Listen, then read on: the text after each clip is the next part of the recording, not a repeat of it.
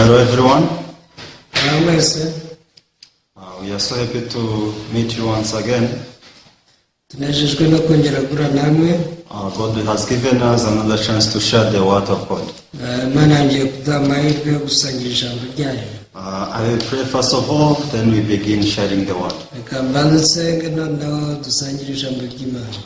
Father God, we thank you for this moment. So since you know that the word of God is the one which can change our lives, you always prepare this chance to listen.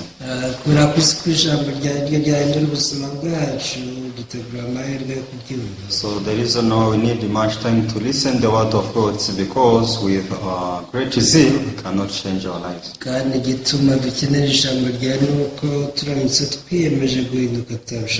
So sometimes we ignore the word of God and we try by ourselves. So but Father, allow us to discover that only the word can change everything in our heart. So allow us to put down our effort so that we can receive everything from you, Lord.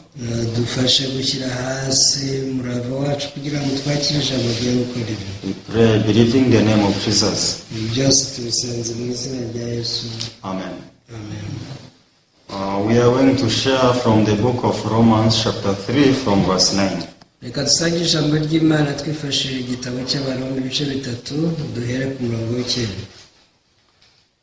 The book of Romans chapter 3 from verse 9.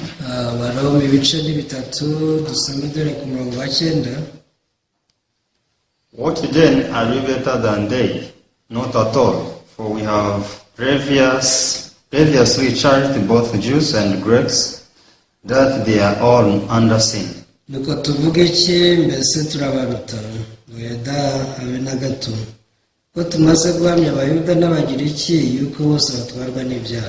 As it is written, there is none righteous, no, not one. There is none who understands, there is none who seeks after God. They have all turned aside, they have together become unprofitable. There is none who does good, no, not one.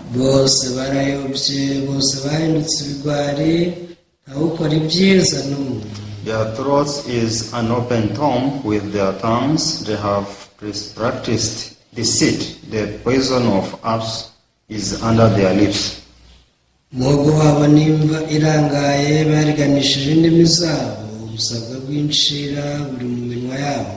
Whose mouth is full of cursing and bitterness. Their feet are swift to shed blood. Destruction is and misery are in their ways. And the way of peace they have not known. There is no fear of God before their eyes. So yes, we have read up to verse 18. So as we believe in God, we have there is something we have to know very well. So precisely we need to know who we are. Because when we don't know who we are before God, we just do things emotionally.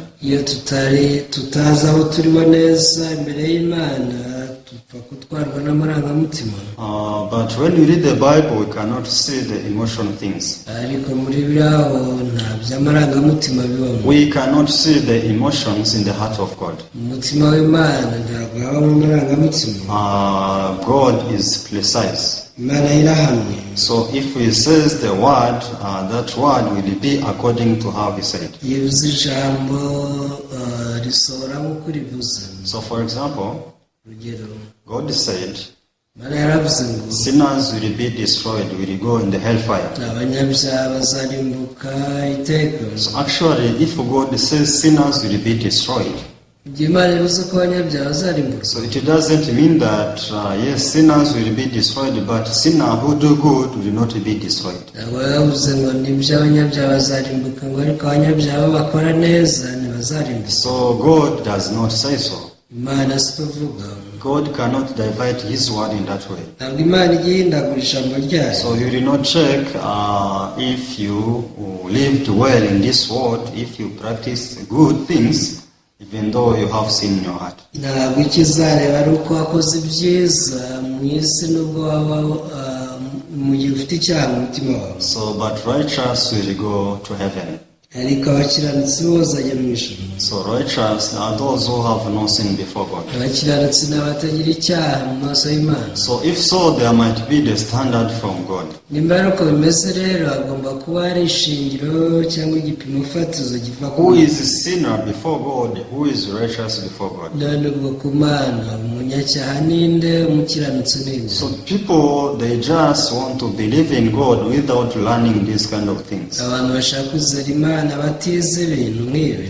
So actually, when we read the Bible, all of us, we are equal before God for the issue of sin. ubundi iyo dusomye biratubona ko twese turi kimwe imbere y'Imana ku bigendanye n'icyaha. Whether I go to church or not, in the eyes of God, I was born as a sinner. abajya mu rusengero n'abatajyayo bose ni kimwe ko imbere y'Imana twavutse turi abanyacyaha. So all of us, we have this problem of sin in our heart. twese dufite ikibazo cy'icyaha. All of us were born under the power of sin. twese twavutse turi mu butware bwa Satani. That is something common for everyone. icyo rero ni ikintu rusange ku bantu bose. And another thing, ikindi, we have no power to overcome this power of sin. nta mbaraga twari dufite zanesha imbaraga z'icyaha. So we have to be tormented by sin until we die. twari abantu gutotezwa n'icyaha kugeza igihe dupfiriye. So that is the reason why God wants us to learn who we are and learn who Jesus is. ibi ni byo byatumye Imana ishaka ko twiga abo turi bo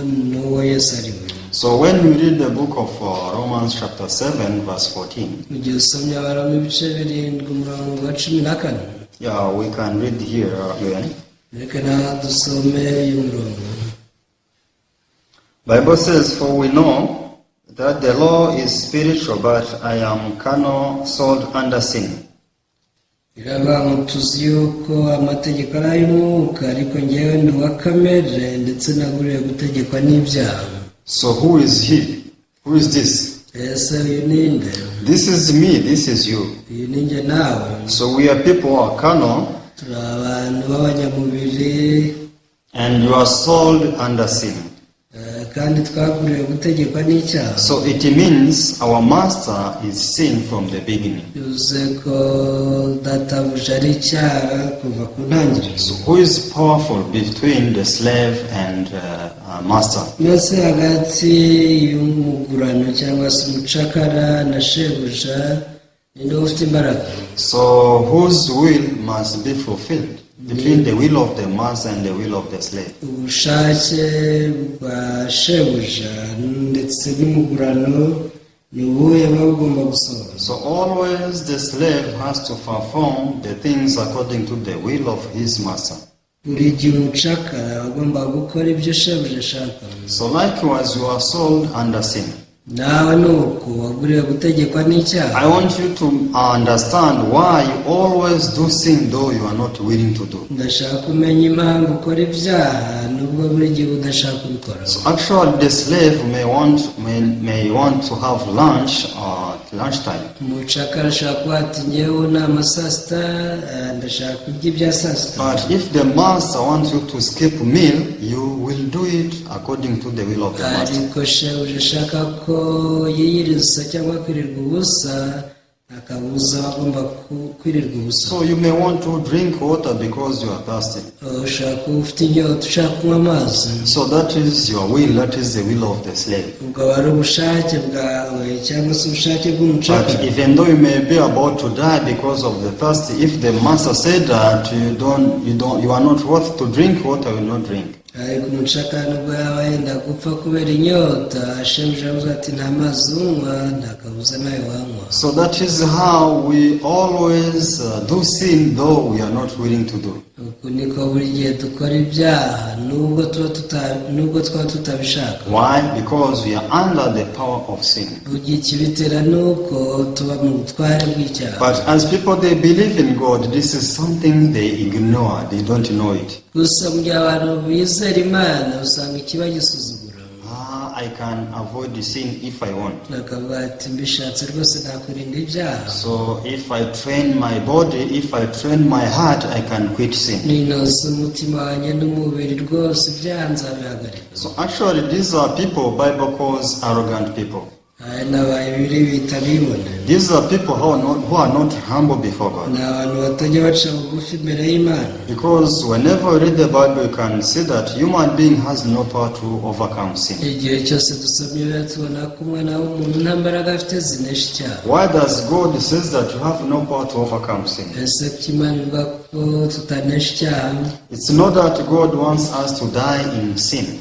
Ntabwo ari uko Imana ishaka ko dupfira mu byaha. It's not that God wants us to perish. Nta nubwo Imana ishaka ko turimbuka. But the reason why God always speaks to us that we have no power to overcome sins because God wants to save us. Gusa igituma Imana ikomeza kutubwira ko nta mbaraga zinesha icyaha dufite ni uko ishaka kudukiza. So God wants us to stop struggling with sin. Imana ishaka ko tudakomeza guhangana n'icyaha. Because once we stop struggling with sin, that is when God will start to work in our lives. Duhagaritse guhatana ku bwacu nicyo gihe Imana itangira gukora. But if we are struggling by ourselves, God cannot intervene. Ariko niba duhatanye ku bwacu ntabwo Imana yabona uko ibyinjiramo. But in this world, many people, though they seem to be Christian, but they are fighting sin by themselves. Ibi rero bituma nubwo abantu benshi bashaka kuba abakristo beza babaho barwana n'icyaha. So they determine themselves to overcome sin.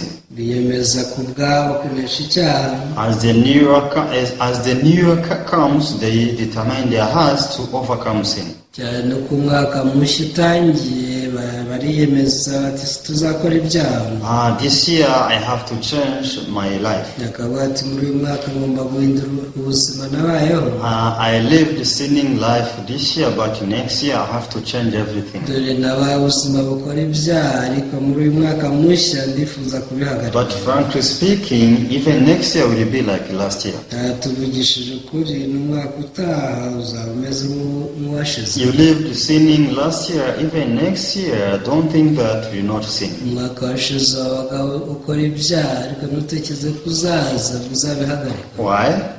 Kuki? Because we are carnal and we are sold under sin. Ni ukuri umuntu wa kamere ndetse wamaze kugurwa n'icyaha. So if you don't receive the grace of God, you are a person who can keep practicing the will of sin. Rero uramutse utakiri ubushake bw'Imana hari umuntu wari usoza gushaka kw'icyaha. Because you are sold under sin. Ikibitera ni uko waguriwe gutegekwa nacyo. When I walk in Kigali, iyo ndi kugenda muri Kigali, I see many places where people take their car when they have problems. ngenda mbona ahantu henshi abantu bajyana amamodoka yabo iyo yagize ibibazo. So why people take their car in the garage? Ese kuki abantu batwara imodoka zabo mu magaraje? So actually, as soon as the driver senses that this car has a problem, iyo umushoferi amaze kumva ko imodoka atwaye ifite ikibazo, automatically in his heart he knows what to do. yikoza umutima we ubuze icyo gukora. I have to take it to the mechanic. Aravuga ati ngomba gushyira umukanishi imodoka. Because I'm not able to find the problem of this car. Ngiye sindi umuntu wabasha gutahura ikibazo iyi modoka ifite. If I keep driving this car in such kind of condition, I may die. Nkomeje gutwara iyi modoka nuko imeze ishobora no kunyica. But since they know that the mechanics, they have the knowledge about the car, ariko kuba bazi ko umukanishi ari buze ufite ubumenyi ku by'imodoka, so they have to take it to him and he checks everything about the car. iyi modoka barayimuha akagenzura buri kimwe cyose. So I have met a friend of mine. Hari inshuti yanjye twahuye. One day his car got a problem. umunsi umwe imodoka yagize ikibazo. So as long as was while he was driving, the car stopped. yari atwaye imodoka mu buryo umutungo w'imodoka yahise kwamira ahagarara. When the car stopped, he tried to find what is wrong. ubwo yahagararaga yagerageje gushakisha ikibazo ifite. So he pumped the hood of the car. yagerageje gukandagira ibyuma by'imodoka. And he opened it. ndetse aranayifungura. He tried to check if the battery has a problem. yagerageje kugenzura nimba batiriya yari ifite ikibazo. So, but nothing could go on. ariko nta kintu na kimwe cyabashaga kugenda neza. So he called people he knows that they have been driving since long. yahamagaye abagenzi be yari azi bamaze igihe batwara imodoka. Now my car is like this and like that. yarababwiye ati imodoka yanjye byagenze gutya na gutya. So you can tell me what to do. mumbwire icyo nakora. So they gave him instruction, but whatever he tried to do, nothing solved. bagiye bamuha amabwiriza y'ibyo akurikiza ariko ibyo akoze byose ntibikemuke. So actually, finally he called the mechanic. amaherezo rero yahisemo guhamagara umukanishi. When the mechanic intervened, he came to realize what was wrong. ariko umukanishi wahageze yamenye ikibazo imodoka yari ifite. So actually, when he checked, he told him to buy the fuel. ubwo yagenzuraga aramubwira ati wowe gura esanse. So the jerrycan, he went to the gas station and he bought the fuel. yajyanye ijerekani kuri sitasiyo ya peteroli agura esanse. After fueling the car, that is when the car started.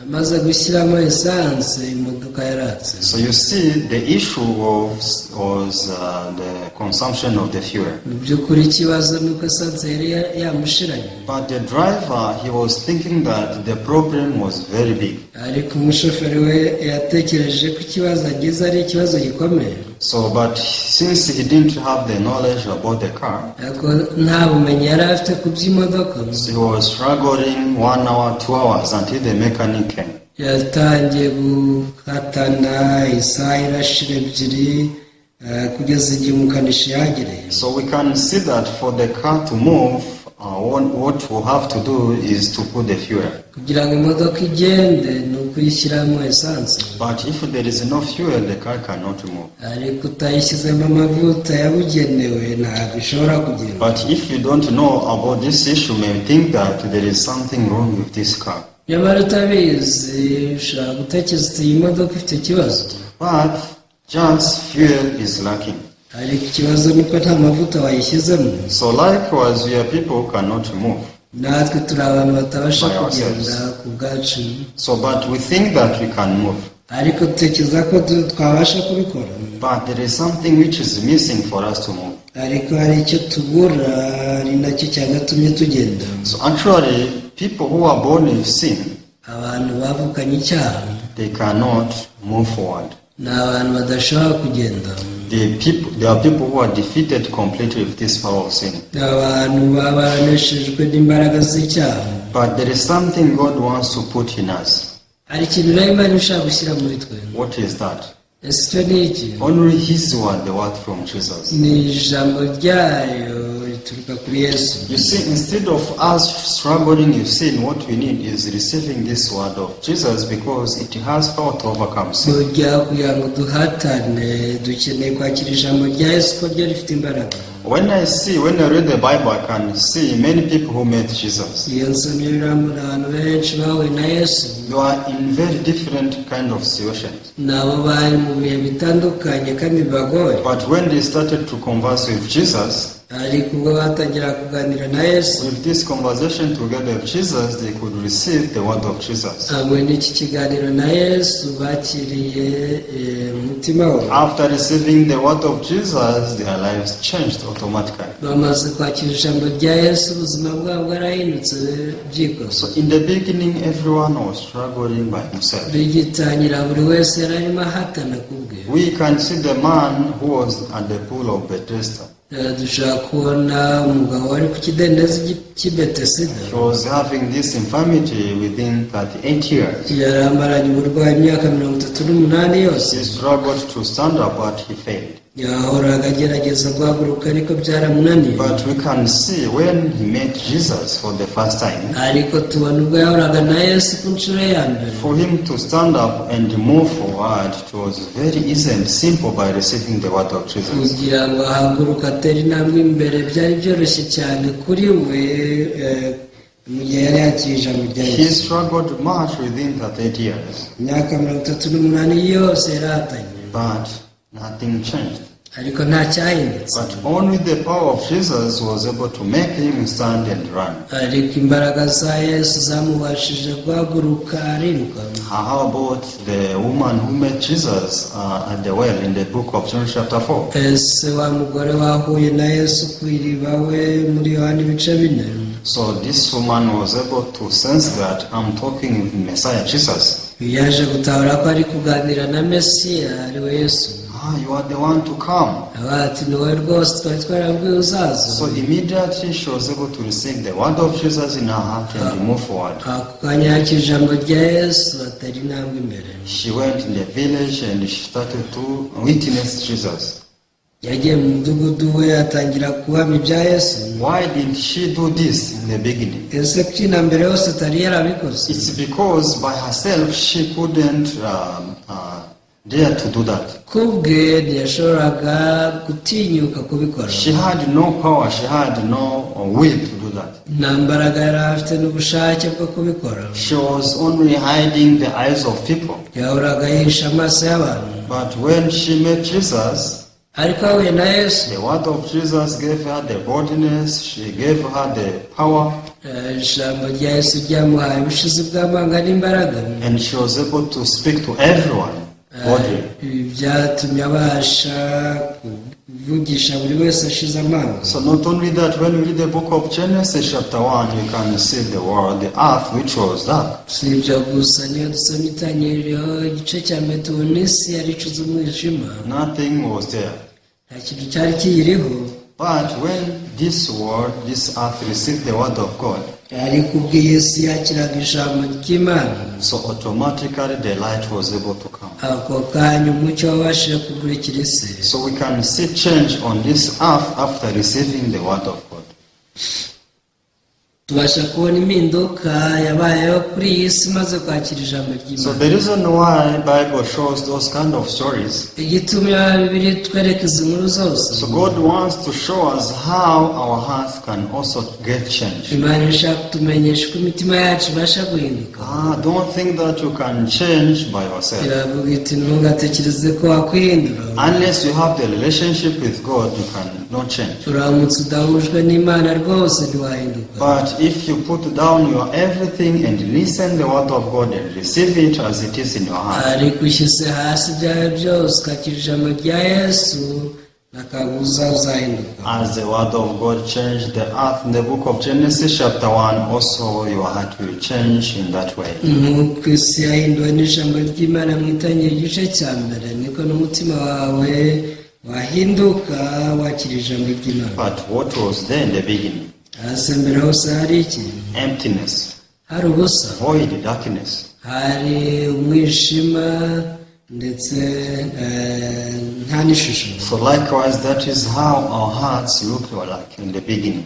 natwe nuko imitima yacu iyo bigitangira nuko bimeze. Our hearts are dark because we are sold under sin, as we read in the book of Genesis, Romans chapter 7. iba ari imitima icuze umwijima nk'uko twasomye mu Baroma ibice 7. But we were deceived by Satan to fight against the darkness by ourselves. ariko twashutswe na Satani ngo turwane n'umwijima ku bwacu. But how can we chase away the darkness? hasi umwijima wawe rukana ute? Just receiving the light.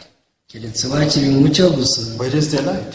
none umucyo wahe? In the word of God, there is a light from God. umucyo uboneka mu ijambo ry'Imana. So it means as we receive this word of God in our hearts as it is, this word will chase away all darkness in our heart. yandi magambo twakirira ijambo ry'Imana nk'uko riri rizirukana umwijima wose uba muri twe. So we'll overcome this power of sin. Uko niko tuzanesha imbaraga z'icyaha. This is how we can be only released from this power of sin. Uko niko dushobora kubohoka imbaraga z'icyaha. But many people, they trust themselves that if we try to keep the law, we can overcome sin. Ikibazo abantu benshi barizera bati tubigerageje twanesha icyaha. But for sure, we are people who cannot overcome sin. We are people who cannot keep the law. Ariko icy'ukuri ntabwo turi abantu babasha kunesha icyaha, ntitwabasha kubahiriza So amategeko. we are so pitiful in the eyes of God. That's why God wants to do everything for us. Mu maso y'Imana tuba turi abantu bateye impuhwe, niyo mpamvu Imana ishaka kudukorera byose. That's why God sends Jesus to us in this world. Ni nayo mpamvu yatwohereje Yesu. Jesus came to save everyone in this world. Yesu yaje gukiza buri umwe muri twe bari muri iyi si. Because all of us were being tortured by sin in our hearts. Twese twatotezwaga n'icyaha cyo mu mutima wacu. So, but the problem people have, Hari ikibazo abantu bari bafite. we can find it in the book of Revelation chapter 3 verse 17. Icyo kigaragara mu Byahishuwe ibice 3:17. Yes, the book of Revelation chapter 3 verse 17. Byahishuwe ibice 3:17. Bible says, because you say I'm rich, have come wealthy and have need of nothing, and do not know that you are wretched, miserable, poor, blind, and naked. Birigira iti kuko uvuga uti ndi umukire ndatunze kandi ndatunganiwe ntacyo nkennye, utazi yuko uri umutindi wo kubabarirwa kandi uri umukene n'impumyi ndetse wambaye ubusa. People, they stand in the position where they are not supposed to stand. Abantu bahagarara mu mwanya batagakwiriye guhagararamo.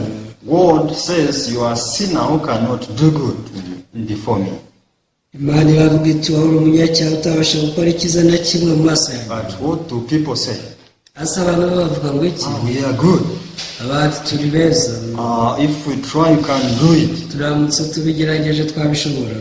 Because we are doing spiritual life very well. Rwose tubaho ubuzima bw'umwuka neza. So even we sacrifice our time, our money, our everything for God. Turanitanga, tugatanga amafaranga yacu ndetse buri kimwe cyose tugiye Imana. So these people, they are telling God that, God, you don't know to see well. Abantu bati Imana we rwose ntari kureba neza. We know ourselves. Twebwe turizi. How can we say that we can't do good? Ese wavuga ute ko nta cyiza twashobora? We believe in God. Twizera Imana. So with the power of God, we can do good. Hamwe n'izi mbaraga z'Imana dukora ibyiza. But even though they speak this verbally, ariko nubwo bavuga ibi mu kanwa, the heart does not change. imitima yabo ntiragahinduka. In their hearts, they are being condemned. Imitima yabo biciraho iteka. So in their heart, they have sorrow. Imitima yabo harimo agahinda. In their hearts, they have no assurance to go to heaven. Imitima yabo nta cyizere cyo kujya mu ijuru babana nacyo. They are just saying, maybe, I don't know, God knows. Bavuga bati bishoboke ko byazakunda, Imana niyibizi. So they are not sure of what they are doing. Ntabwo baba bazi rwose ibyo bari mu So neza. actually here Bible says, Birayagize ati, we think that we are rich, dutekereza ko turi abakire we are wealthy, ndetse dutunze, we are not naked, dutunganiwe, tutambaye ubusa, we are not poor, we are not blind. ntituri abakene nta n'ubumuga bwo kutabona But dufite. what do God say to us? Hasi Imana itubwiye ngo iki? I want you to discover how naked you are. Yawe iti ndashaka kumenya ko uri umuntu wambaye ubusa. I want to let you know how poor, how blind, how miserable you are. Ndashaka kumenya ko uri umutindi wo kubabarirwa. Satan deceived you. Ni Satani wagushutse.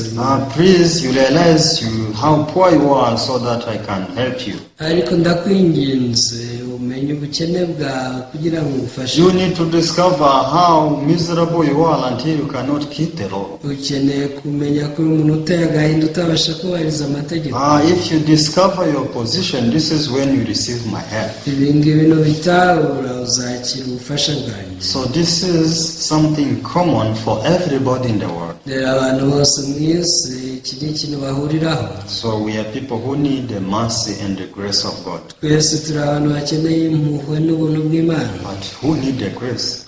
Hase ninde ushaka kwakira ubwo buntu? This is not someone who is able, but is someone who is not able. Si umuntu udashoboye, si umuntu ushoboye ahubwo n'udashoboye. So in this book of Romans chapter 3, Muri iki gitabo cy'Abaroma ibice bitatu, Bible says there is no one who does good, no, not one. birivuga ko nta ukora ibyiza habe n'umwe. Actually, this book of Romans chapter 3 describes the nature of human being. Ubundi rero iki gitabo cy'Abaroma kigaragaza kamere y'umuntu. By nature, this is how man is.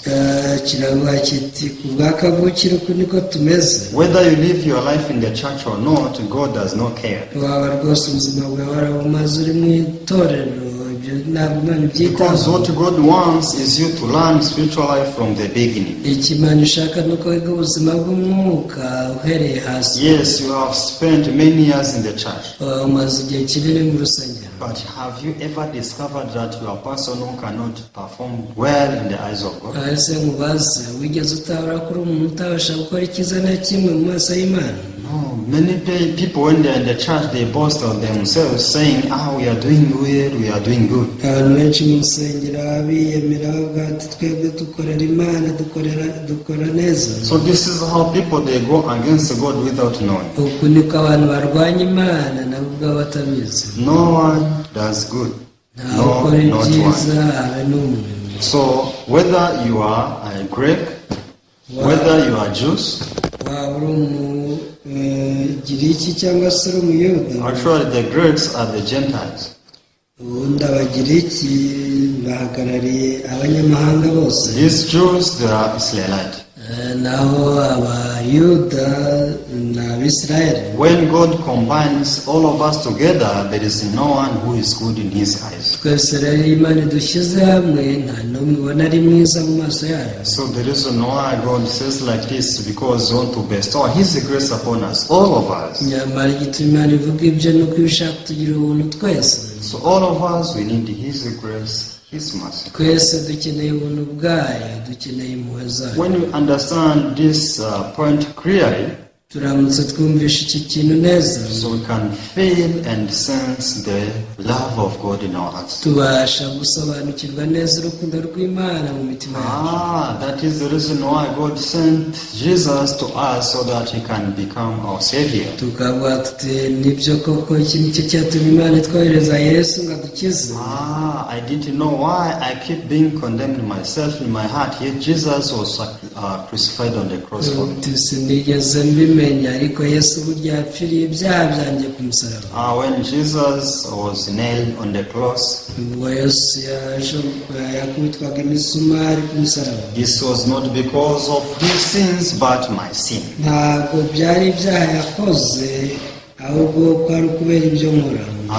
My good works cannot save me from my sins. Rero imirimo yanjye myiza si yo yankiza icyaha. Because they are good in my eyes, but in the eyes of God they are not recorded. Ni myiza mu maso yanjye ariko mu maso y'Imana ntizwi. Because I have been believing and trusting God, but according to my standard. Dore nabayeho nizera Imana ariko nshingiye ku bipimo byanjye. But going and using the standard of God, I'm a person who only need his grace. Ariko nkoresheje ishingiro ry'Imana ndi umuntu ukeneye ubuntu bw'Imana bwonyine. So I was deceived by Satan without knowing. Dore Satani yari yaranshutse ntabizi. And Satan was making me to boast on myself. Satani we wanteraga ubwibone nkiyemera. So this is how people can feel and discover the love of God upon themselves. Uku niko abantu bashaka gutahura urukundo rw'Imana ku buzima bwabo. So we need the grace of God, because we are not able to overcome these powers. Dukeneye ubuntu bw'Imana kuko tudashobora kunesha imbaraga za A person who does Satani. not know how to swim, Umuntu wese utazi koga, once he fell in the water, he needs someone who knows how to swim. igihe yarohamye mu mazi aba akeneye umuntu uzi koga. Also we fell into sin. Natwe twarohamye mu cyaha, So likewise we cannot overcome it. ntabwo twabasha kunesha icyaha. So that is the reason why Jesus came as the one who did not sin, so that he can save us who fell into sin. Iki rero nicyo cyatumye Yesu aza kugira ngo adukize aturohore batwirwa barohamye mu cyaha. So that's why God calls us righteous and people who are sanctified. Ibi rero bituma Imana twita abantu bejejwe, abakiranutsi bera. So we have to know that the death and resurrection of Jesus are enough for us to be called righteous in the eyes of God. Dukeneye kumenya ko urupfu rwa Yesu rwamukura kuzuka byari bihagije kugira ngo twitwe abakiranutsi. So we're supposed to be sinner if Jesus was not resurrected. Iyo Yesu atazuka n'uyu munsi tuba tukiri abanyabyaha. But if you believe that Jesus was resurrected, Ariko nimba wizera ko Yesu yazutse, so it means he overcame death for us. bivuze ko yanesheje icyaha ku bwacu. So we are no longer under the power of sin. Ntabwo tukiri abantu bari mu butware bw'icyaha. Now our master is not sin anymore. Ubu ngubu databuja si icyaha. Once we believe Jesus, once we believe this death and the resurrection of Jesus, our master is Jesus. Ntabwo iyo twizeye urupfu rwa Yesu no kuzuka kwe, icyo gihe databuja ahinduka Yesu. Why do Jesus has to be our master? Ese kuki Yesu agomba kutubera It's umutware? because he's the one who came and released us from this power of sin. Nuko ari we waje akatubohora mu mbaraga z'icyaha. Because the power of Jesus are more than enough to overcome this power of sin. Imbaraga za Yesu zashoboraga kunesha imbaraga za Satani birenze ibyo dukeneye. So that is the reason now when we read the book of 1 Corinthians chapter 6, verse 20. Iyo dusomye rwa mbere rw'Abakorinto ibice 6:20, Here Bible says, For you were bought at a price, therefore glorify God in your body and in your spirit, which are God's. rwa mbere rw'Abakorinto ibice 6:20 aravuga ngo kuko mwaguzwe igiciro, nuko rero mutume imibiri yanyu ihimbaza Imana. So, who is your master? Shoja ninde? Do you think your master is still sin? Utekereza ko ukiri mu butware bw'icyaha? If you still have sin in your heart, Keretse waba ugifite icyaha mu mutima wawe. so yes, this until now your master is sin because you are being controlled by sin. Mu gihe ufite icyaha mu mutima wawe, bivuze ko icyaha kiba ari umutware wawe. But the truth is, Ariko ubundi ukuri, Jesus bought you at a price. nuko Yesu yakuguze igiciro cyinshi. So it means you are bought by Jesus. Bivuze ko Yesu yarakwishyuye. It means you are of Jesus. Bivuze ko uri uwe rero. But Satan is still confining you in your thoughts to say that I am a sinner, I am a sinner. Satani akomeza kubohera mu ntekerezo zawe, ukomeza uvuga ngo ni umunyabyaha, ni umunyabyaha. My master is sin. Databuja ni icyaha. I am a sinner until I die. Nanjye ndi umunyabyaha rwose kuri ubu kugeza igihe nzapfira. But what does Bible says? Bibiliya ivuga ngo iki? For you were bought at a price, therefore glorify God. Mwaguzwe igiciro cyinshi, nuko rero muhimbaze Imana. Glorify God because your master is God, is the Lord. Ubu ngubu shobuja ni Imana, aba ariyo muhimbaza. Why do you keep glorifying sin, your master? Kuki ukomeza guhimbaza icyaha nk'aho ari cyo mutware wawe? I'm of sin. Uti ngendo icyaha nicyo databuja, ndi uw'icyaha. But by the word of God, God wants to change our hearts Ariko Imana ishaka guhindura imitima yacu ikoresheje ijambo so ryayo, that we can praise the Lord. kugira ngo tubeho duhimbaza We Imana. can praise our master. Tugahimbaza databuja. So I hope that you may discover your weakness so that you can receive this grace of God. Biringiye ko watahura intege nke zawe kugira ngo utahure n'ubuntu bw'Imana. I who is speaking to you, my master is no longer sin, but my master is Jesus. Munjye ubavugisha, ntabwo nkiri mu butware bw'icyaha cya se databuja, ahubwo Yesu niwe databuja. Because I came to discover the secret which was hidden to me, that Jesus came and moved me from the position of sin into his kingdom. Naje gutahura ibanga ry'uburyo Yesu yaje akanyimura, akankura mu mwanya wo kumunyacyaha, akanshyira mu bwami bwe, mu butware bwe. I who is in the kingdom of heaven, I who is in the kingdom of his son, am not sinner, but am righteous as he is. Njye rero wimuriwe mu butware bwa Yesu, sinkiri umunyacyaha, ahubwo ndi umukiranutsi. I hope everyone discover this secret. Ningiye ko buri wese yatahura iby'iri banga. This is the reason why we always share the word of God as we get chance. Iyi niyo mpamvu dukomeza gusangira ijambo ry'Imana uko tubonye amahirwe. Because you don't want anyone to die in sin. Ntabwo twifuza ko hari n'umwe wapfa akiri umunyabyaha. But even if we may die, let's die with this joy and hope. Mureke no mu rupfu rwacu tuzapfane n'ibi byishimo n'ibyiringiro. So that on the day of resurrection, ku munsi w'umuzuko we can resurrect with this hope that we will live eternally with our Lord. tuzazuke dufite ibyiringiro byo kubaho iteka. So thank you so much.